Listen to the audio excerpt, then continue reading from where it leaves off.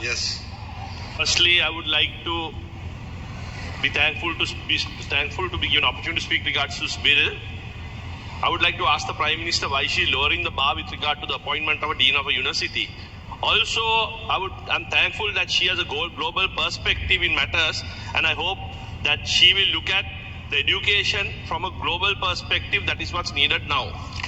In addition, Honorable Prime Minister, I would like to mention a doctor costs 5.5 billion, over 5.5 billion for 5 years. A dental graduate costs 8.6 million for their education. Engineer graduate costs 2.7 million rupees. අපේ ලංකාවේ සම්ප්‍රදායක් තියෙන ආණ්ඩුව මොනවද අපිට දෙන්නේ කියලා. නිදහස් අධ්‍යාපනයනේ නොමිල අධ්‍යාපනය. ගරු අගමැතිතුමනි, ඒ නිසා අපේ ජනතාව නිදහස් අධ්‍යාපනයෙන් ප්‍රයෝජනගත් අවස්ථාවකට වගකීමක් තියෙනවා සමාජයටත් යමක් දෙන්න. ඒ නිසා බොහෝ අවස්ථාවලදී නිදහස් අධ්‍යාපනයෙන් ප්‍රයෝජනය ගන්න දරුවන් රටහැර විදේශ රටවලට යනවා ඒගොල්ලන්ගේ දියුණුව තකා. හැබැයි ගරු අගමැතිතුමනි, අපට ක්‍රමවේදයක් අවශ්‍යයි.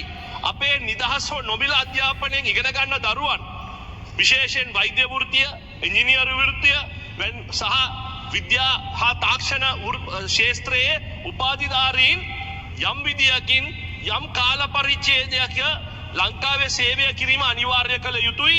මා විශ්වාස කරනවා ඒ උදවියට යම් බැඳුම් කරක් යටතේ යම් කාල පරිච්ඡේදයක් නිදහස් අධ්‍යාපනයෙන් ඒගොල්ලන්ට උපාධියක් ලැබුණා නම් එයම ප්‍රයෝජන ගත යුතුයි.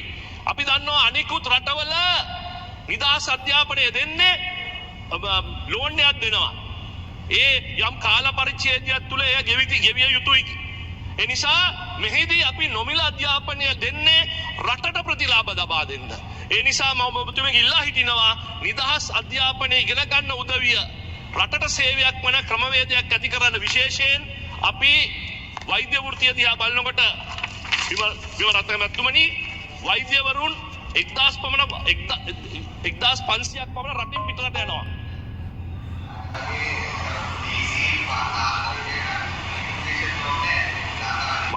නෑ මම කියන්නේ ෆ්‍රී එඩියුකේෂන් හොඳයි. මම කියන්නේ ගරු අමතුමනි, නිදහස් අධ්‍යාපනයේ ප්‍රයෝජනගත් උදවිය රටට යම් කාල පරිච්ඡේදයක් සේවය කළ යුතුයි කියන එක. ඒකයි මං කියපු ප්‍රශ්නේ. හුඟක් අය නිදහස් අධ්‍යාපනය ලබලා පිටරට යනවා ප්‍රතිලාභ ලබා ගන්න. හැබැයි අපි බදු ගෙවනවා. අපේ බදු වලින් තමයි නිදහස් අධ්‍යාපනයෙන් ප්‍රතිලාභ ගන්න උපාධි ලබා ගන්න. බිමරට්ටක මැතිතුමනි, මම කිව්වේ ඒකයි. ඒක අනිවාර්ය කළ යුතුයි. නිදහස් අධ්‍යාපනයෙන් ප්‍රයෝජන ලැබු කෙනෙකුට මේ රටේ යම් කාල පරිච්ඡේදයක් සේවය කරන්න. විශේෂයෙන් වෛද්‍ය වෘත්තිය බලනකොට 1500ක 1500ක රට දාලා යනවා. ඒගොල්ලන් බලන්නේ ඒගොල්ලන් යන විතරයි. හැබැයි මේ රටේ ඒගොල්ලන් ඉගෙනගෙන මොනවාද? මොනවාද මතව? මගේ කතාවට අවස්ථාවක් දෙන්න. මම නෝ කොන්ෆිඩන්ස් කියලා කතා කරන්නේ නැහැ. මගේ කතාව මට තව විනාඩි 10ක් අවශ්‍යයි. එසේම ගරු මුලාසුරු මන්ත්‍රීතුමනි, අපේ විශේෂ වෛද්‍යවරු. Honorable MP, you have another 2 minutes. No, I need another 3 minutes because Honorable Member, my time was taken by Honorable Vimaratnayaka. I need another 3 minutes. Honorable Member, if you see, විශේෂ වෛද්‍යවරු අද රට දාලා යනවා. හැබැයි ඒ වරම ඒගොල්ලන්ගේ පුහුණුව තකා ඒගොල්ලන්ට අවස්ථාව ලැබෙන රටට.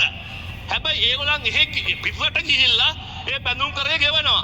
ඒ නිසා ආණ්ඩුව මේක ගැන සොයා බලන්න ඕනේ. ඒ වරම ලැබෙන්නේ ඒ උදවියට නෙවෙයි රටට. ඒ නිසා විශේෂ වෛද්‍යවරු පුහුණුවක් ලැබපු උදවිය නැවත ලංකාවට ඇවිල්ලා සේවය කිරීම අනිවාර්ය කළ යුතුයි. ඒ වගේම ඒ රටවල්ට එක සාකච්ඡා කරලා ඒගොල්ලන්ට රැකියාවන් දිගින් දිගටම කරන්න බැරි වෙන්න දෙන්න. ඒගොල්ලන් පුහුණුව ලැබුව අවස්ථාවේදී ලංකාවට ඇවිල්ලා යම් සේවයක් කළ යුතුයි. මෙහෙම බොණ්ඩයක් අස්සම් කරන එක නෙවෙයි, මාස 3කින් බොණ්ඩය ගෙවන්න පුළුවන්. ඒ නිසා මම කරුණාකරලා ඉල්ලා හිටනවා අගමැතිතුමිය යම් නෛතික ක්‍රමවේදයක් හැදිය යුතුයි. අපි ඒකට සොයා බලලා විශේෂ වෛද්‍යවරු ලංකාවේ හිඟයක් තියෙනවා. හැබැයි බදු හිමියන්ගේ සල්ලි වලට ගිහිල්ලා ඒගොල්ලෝ ඉගෙනගෙන ඒගොල්ලන් බැඳුම් කරේ ගෙවනවා. ඒ නිසා ඒ ප්‍රශ්නෙට අපිට අනිවාර්යෙන් විසඳුමක් ඕනේ. ඒ වගේ ගරු මුලසඩ මන්ත්‍රීතුමනි, අපේ රටේ දරුවන් විශාල ප්‍රමාණයක් විදේශ රටවල ඉගෙන ගන්නවා. බිලියන 3ක් විතර යනවා අවුරුද්දකට ඒ දරුවන්ට. ඒ නිසා අපි දේශපාලන හුඟක් අවස්ථාවලින්දී පුද්ගලික විශ්වවිද්‍යාලය සම්බන්ධයෙන් නොඑක් අය නොඑක් අදහස් දරුවා. හැබැයි අවාසනාවට වගේ අපේ ලංකාවේ විශ්වවිද්‍යාවල ඉගෙන ගත්ත හැක්කේ දරුවන් 40000කට පමණක්. හැබැයි ඊට වඩා අවුරුද්දකට සුදුසුකම් ලැබෙනවා උසස් පෙළ සමත් වෙලා. ඒ නිසා මම ඇමතුමියගේ ඉල්ලා හිටිනවා පුද්ගලික විශ්වවිද්‍යාල මේ රටේ පිහිටුවා නම් අපේ දරුවන්ට අඩු මුලට ඉගෙන ගැනීමේ වරම ලැබෙනවා. ඒ වගේම අපි දැන් මේ කාර්ය රිපෝට් කිරීම තුලින් විශේෂ මුදල් මට තව විනාඩි දෙකක් දෙන්න ගරු ගුණසන මහත්මතුමනි. ඒ වගේම අපේ විශාල මුදලක් වැය වෙනවා මේ විදේශ අධ්‍යාපනය සඳහා. ඒ නිසා මේ රටේ පෞද්ගලික විශ්වවිද්‍යාල බිහි කිරීමට මං හිතන්නේ ඇමතුමියගෙන් මං ඉල්ලා හිටිනවා යම් අවස්ථාවක් දෙන්න හේතුව අපට මේ රටේ ආණ්ඩුවට මේ සමත් වෙන උදවියට උපාධියන් ලබා දීමේ අවස්ථාව ලබා දෙන්න බෑ. ඒ නිසා ඒකටත් යම් ක්‍රමවේදයක් අවශ්‍යයි කියන එක මම මේ අවස්ථාවේදී මතක් කරන්න කැමතියි. ඒ වගේම 105ක GDP එකේ 105ක අධ්‍යාපනය වෙනුවෙන් වෙන් කළ යුතුයි. මේ අවුරුද්දේ ඔබතුමාලා වෙන් කළා තියෙන 102යි. ඒ නිසා ඔබතුමාලා කියලා තියෙනවා within time with a period of time you will increase it. හැබැයි රටේ ලොකු අවශ්‍යතාවයක් තියෙනවා අධ්‍යාපනය දියුණු කරන්න නම් අපේ දලදේශීය GDP එකෙන් 105ක්වත් වෙන් කරන එක අනිවාර්යයෙන්ම කළ යුතුයි කියන ඉල්ලීම කරමින් මම නිහඬ වෙනවා. බොහොම ස්තුතියි. ඊළඟට ගරු